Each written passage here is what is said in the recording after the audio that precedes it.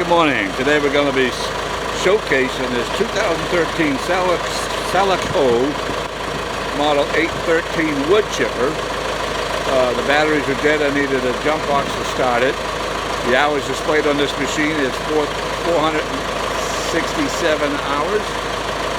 We're going to walk around a little bit, check ahead in the engine compartment. I will not operate the wood chipper part because I don't know how to do that.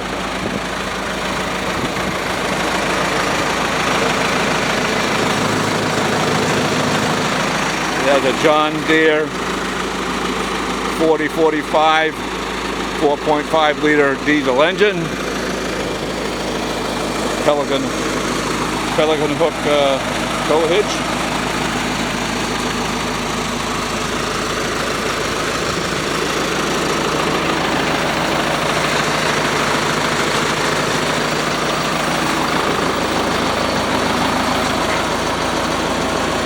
There's plenty of tread left on them.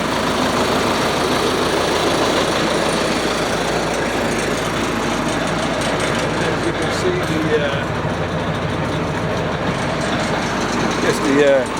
gauge is engaged. I'm not sure how you unengage it, but